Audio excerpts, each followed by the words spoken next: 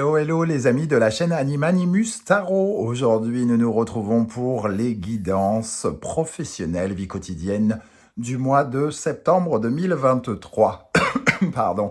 Je dis vie quotidienne pour toutes les personnes qui n'ont par exemple plus d'emploi ou qui n'en cherchent pas ou qui sont à la retraite, mais qui ont beaucoup d'autres occupations dans leur vie, comme de construire leur maison, comme les compétitions sportives, comme, je sais pas, refaire la toiture, etc., etc.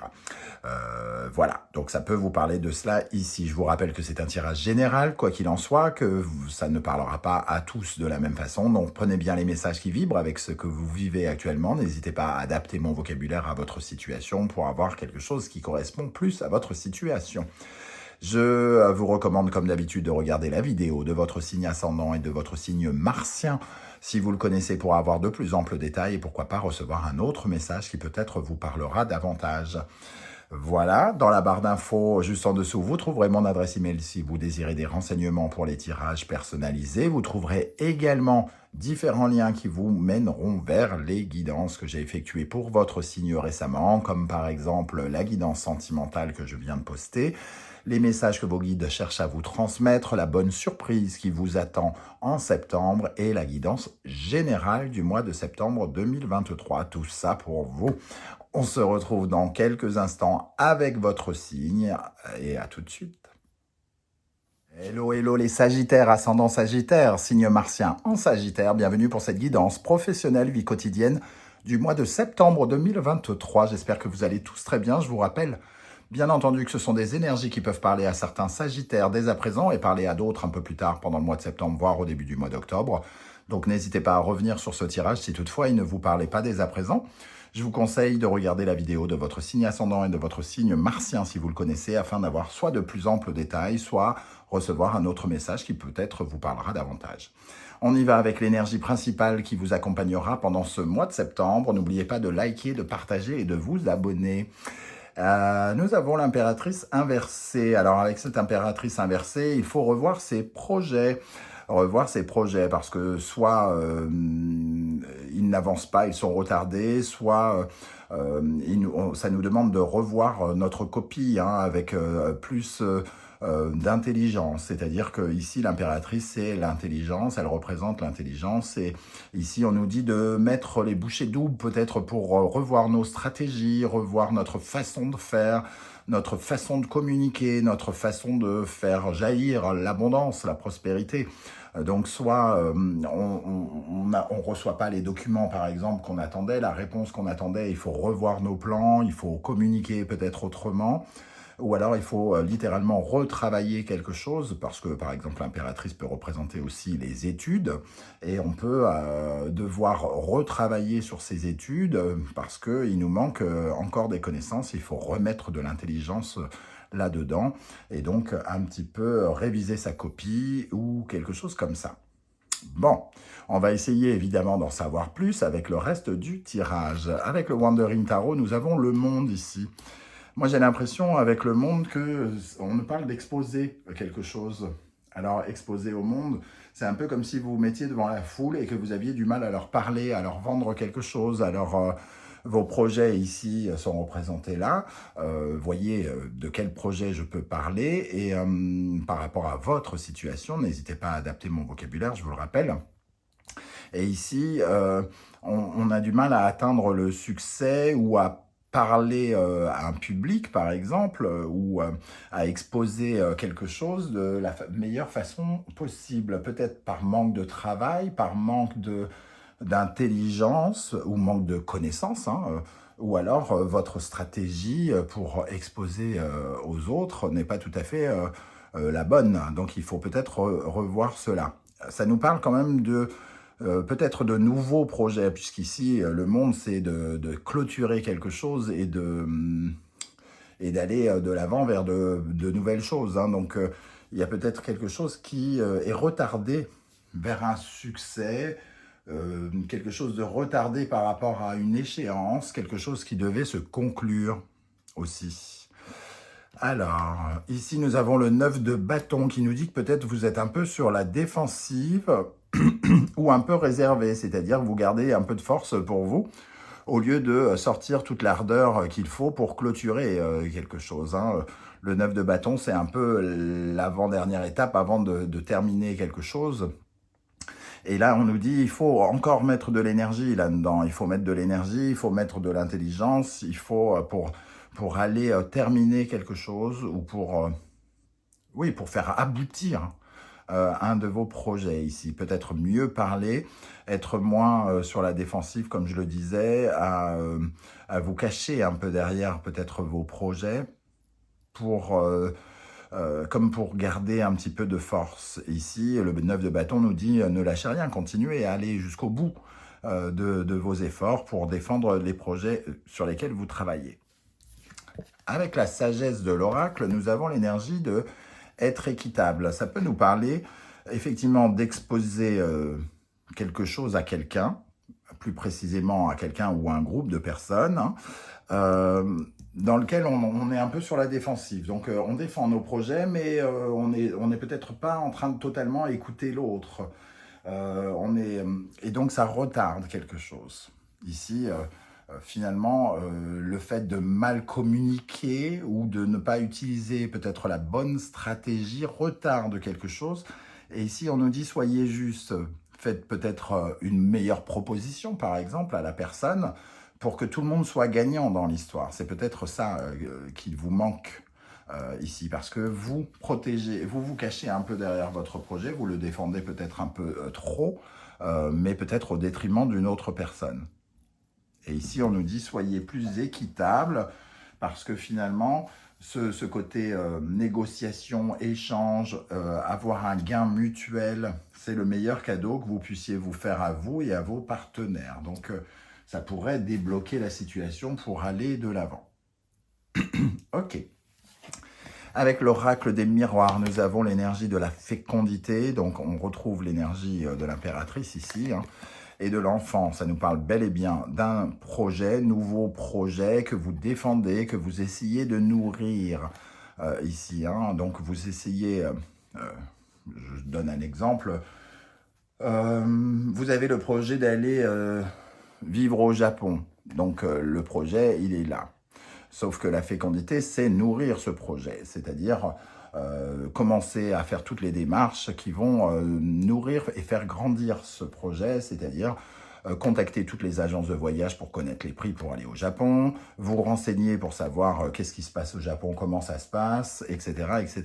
Avant de partir au Japon, il vous faut nourrir ce projet. Eh bien, il est question de cela ici avec fécondité enfant. On nous parle de quelque chose de nouveau que vous devez nourrir. Et avec cette impératrice inversée, on nous dit que vous le nourrissez soit mal, soit avec de mauvaises stratégies, ou soit avec des mots qui ne sont pas les bons. Et peut-être parce que vous manquez finalement d'équité, de partage, que vous ne lâchez rien sur quelque chose peut-être, hein. Alors, quel sera votre état d'esprit, les amis sagittaires? Le fou. Donc, on vous voit oser, avoir l'audace de vous aventurer sur de nouvelles terres. Le fou nous parle peut-être aussi d'une énergie un peu jeune, hein. Le fou est un peu inexpérimenté, il est un peu immature, parfois un peu égoïste, ce qui irait dans le sens de cette notion d'équité.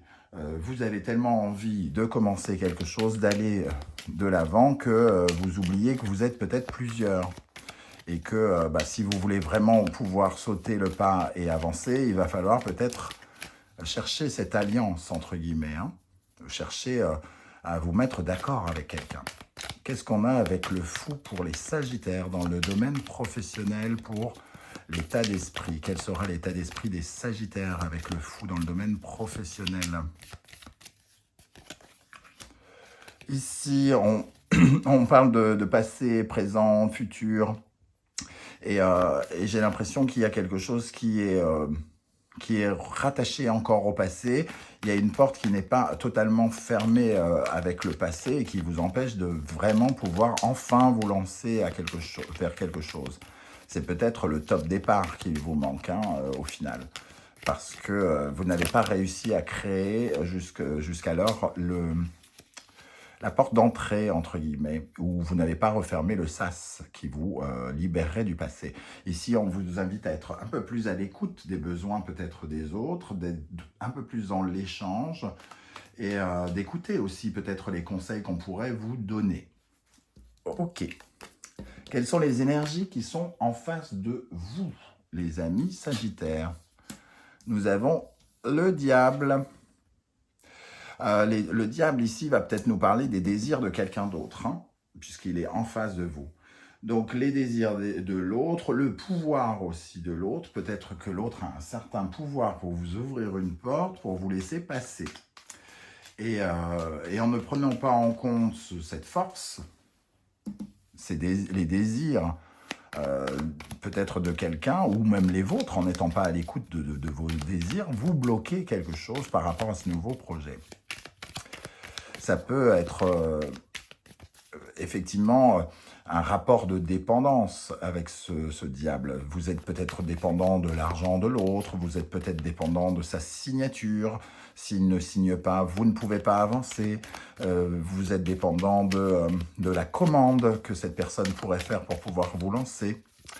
Et il faut prendre en considération cette force hein, qui veut elle aussi déployer ses ailes quelque part. Donc, qu'est-ce qu'on a avec le diable ici en énergie extérieure pour les Sagittaires au mois de septembre? Signature, on vous parle voilà, d'une signature hein, pour pouvoir y aller, pour pouvoir partir pour un long voyage. Un long voyage qui vous rapportera du calme, qui vous éloignera d'une certaine façon, d'une certaine frustration peut-être par rapport à des biens matériels, par rapport à de l'argent. Vous avez besoin de cette signature pour faire de l'argent. Et peut-être que cette personne aussi a besoin d'argent et que c'est votre façon de négocier qu'il faut revoir. Qu'est-ce qu'on a avec le diable ici pour les Sagittaires? Voilà, se mettre d'accord avec le diable. Hein. Il faut pactiser avec ce que vous considérez peut-être comme le diable. Ce n'est pas forcément le cas. Mais en tout cas ici, pactiser avec une force contradictoire et importante peut-être en face de vous. Voyez comment ça vous parle dans votre vie à vous. Hein. Quel conseil vous donne l'univers ici, l'impératrice?